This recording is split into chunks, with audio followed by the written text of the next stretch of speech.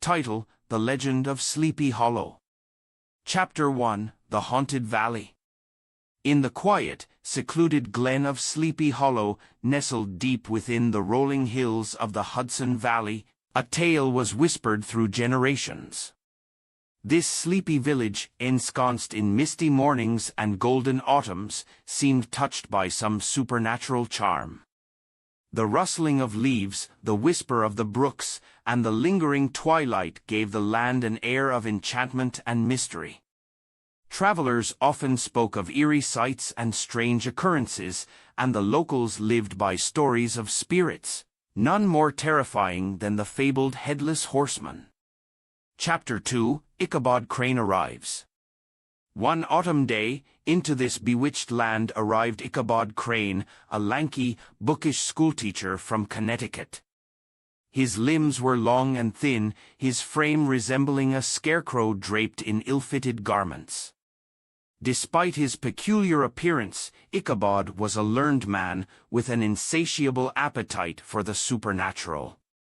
He relished the eerie legends of the region and often indulged in ghostly tales after nightfall, filling his mind with fantastic dread. Though a teacher by profession, Ichabod was also a choirmaster and was highly admired for his melodious voice. Chapter 3: The Van Tassel Estate. Among the many families of Sleepy Hollow, none were as prosperous as the Van Tassels. Baltus Van Tassel, a jovial and wealthy farmer, owned the grandest farmstead in the region. His daughter, Katrina Van Tassel, was a blooming beauty with golden curls and rosy cheeks, the object of affection for many young men in the hollow. Ichabod, ever ambitious, saw Katrina as not just a charming maiden but also a gateway to wealth and status. Chapter 4: The Rivalry of Brum Bones. However, Ichabod had a formidable rival, Abraham Brum Bones Van Brunt. Brum was the very opposite of Ichabod, robust, fearless, and mischievous, known for his daredevil antics and love for pranks.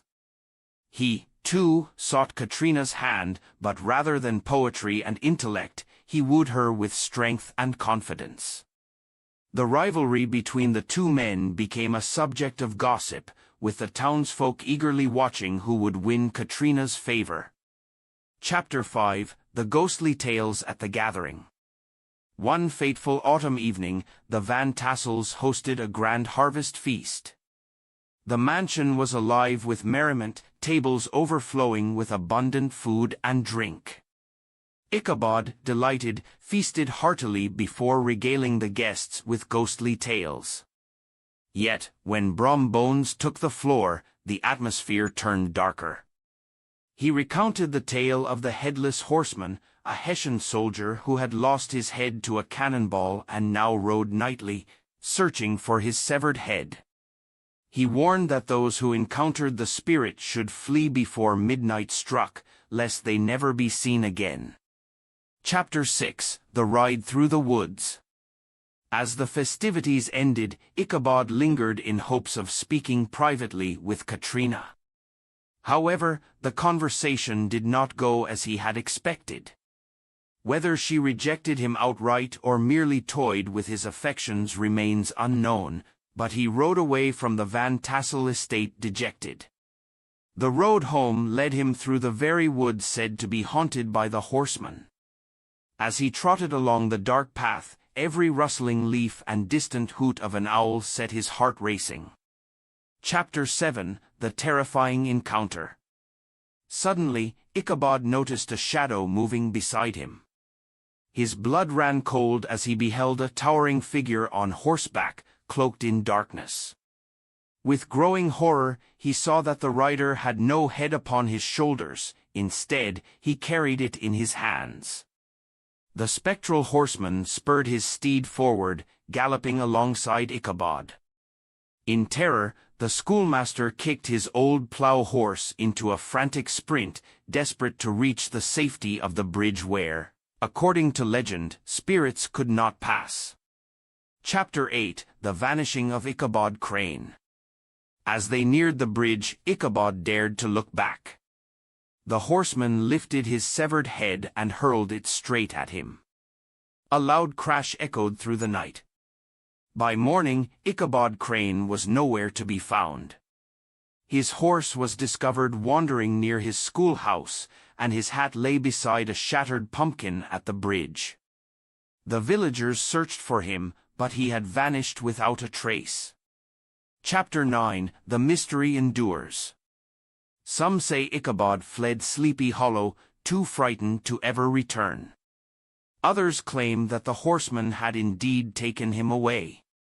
Brom Bones, upon hearing the tale, merely chuckled in knowing amusement, leading some to suspect that he had played a hand in Ichabod's fate.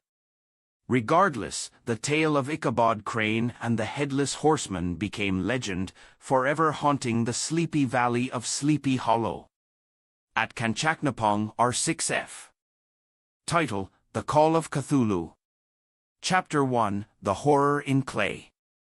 In the winter of 1925, a series of strange and unsettling events led me to uncover horrors beyond mortal comprehension. It all began when my great-uncle, Professor George Gamble Angel, a renowned expert in ancient languages at Brown University, passed away under mysterious circumstances. Among his possessions, I found a locked box containing a curious clay bas-relief depicting an otherworldly being, an octopus-headed monstrosity with a grotesque humanoid form. Alongside it lay a collection of notes that hinted at a terrible cosmic truth. My uncle had been researching an ancient and obscure cult, one that whispered of a slumbering god named Cthulhu, awaiting its return. Chapter 2: The Tale of Inspector Legrasse. Through the notes, I learned of an incident in 1908 when Inspector John Raymond Legrasse of the New Orleans Police Force led a raid into the Louisiana swamps to investigate reports of missing persons and strange rituals.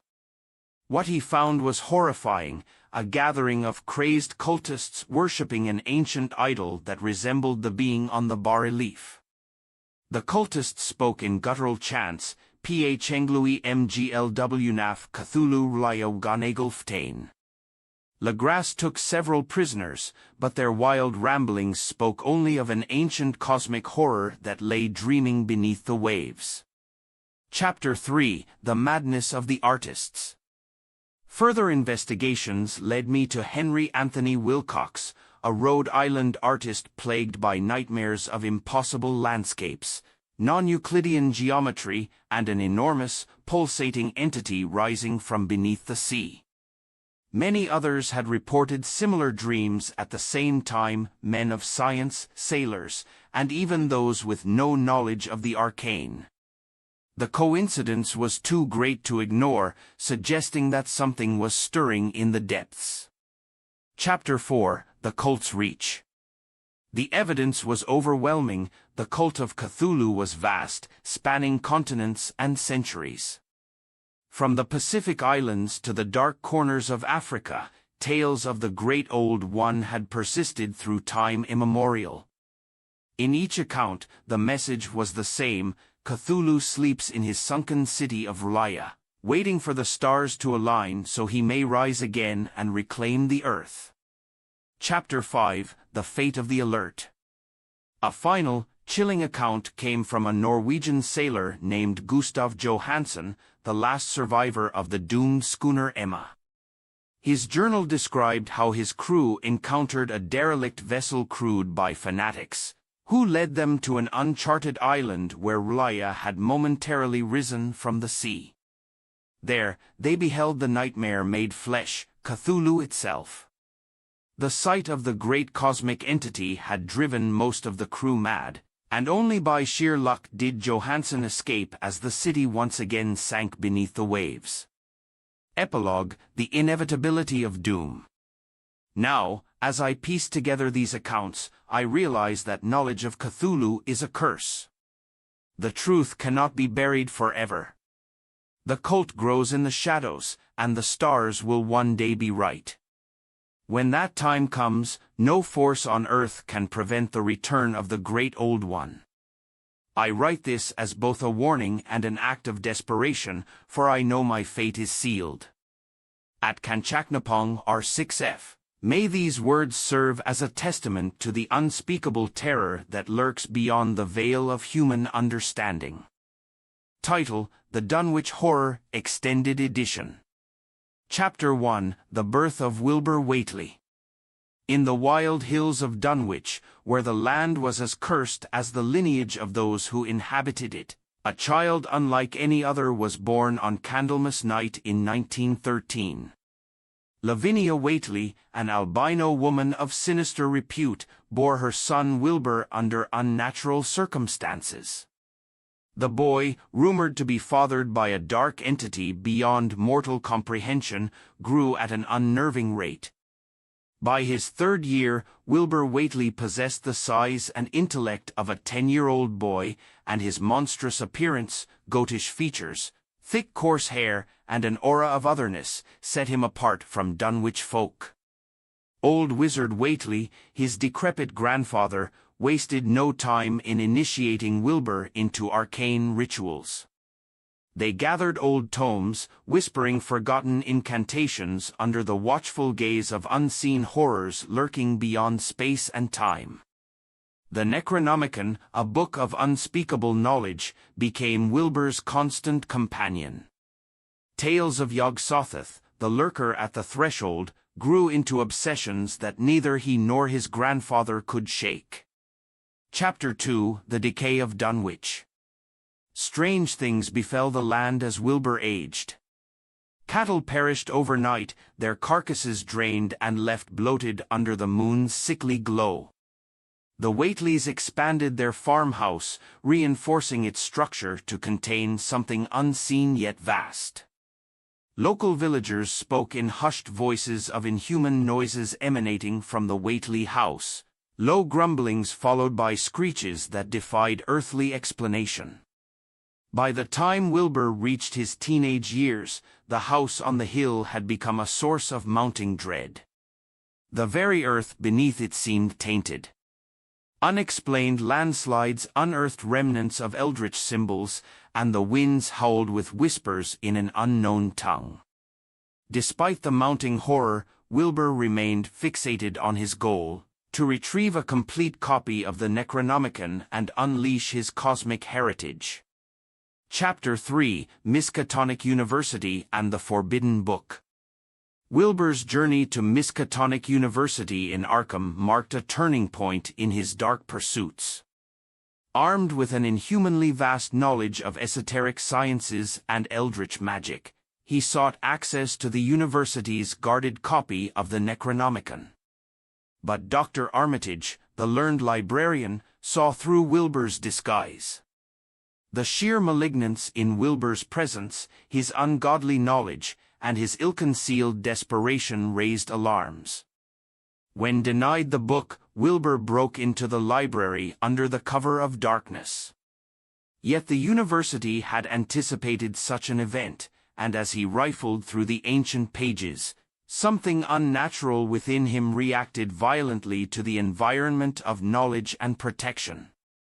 The guardian hounds of the university tore into him, ending his corporeal existence. But even in death, the horror was far from over. Chapter 4: The Horror Unleashed. Back in Dunwich, the thing that had been growing, feeding, and waiting for Wilbur's return no longer had a reason to remain contained. The abomination, Yog-Sothoth's offspring, unseen to mortal eyes, broke free from the Whately house. It left a path of devastation, its colossal footprint sinking deep into the cursed hills, its bellowing cries reverberating across the valley. The local authorities, along with Dr. Armitage and his fellow scholars, ventured into the hills to confront the beast. Though it remained invisible, the colossal destruction it wrought left no doubt about its existence. Armed with ancient incantations, they climbed the mountains where the thing had ascended, its calls echoing madness into the night. Chapter 5: The Final Confrontation. Armed with spells and artifacts older than humanity, the scholars recited rites designed to banish the entity from whence it came. The beast, unseen yet felt, writhed in agony as forces beyond human reckoning responded. A voice, at once immense and sorrowful, broke through the air, revealing the final horror. It was Wilbur's twin, far greater in form, a cosmic giant too vast for mortal senses to perceive. In its final moments, as the incantations reached their crescendo, the entity shrieked for its father, Yog-Sothoth. The winds howled, the earth trembled, and as dawn broke, the thing was gone. The scholars, drained and forever haunted, descended from the mountains. Dunwich lay in uneasy silence, knowing that while the horror had been contained, such evils could never truly be destroyed. Epilogue: The Whispered Name. The scholars returned to Arkham, their minds burdened by the weight of eldritch knowledge. The town of Dunwich, though relieved, remained forever scarred. In the decaying halls of Miskatonic University, Dr. Armitage transcribed his final notes on the event, writing of unseen forces, cosmic horrors, and the unnatural lineage of the Whateleys.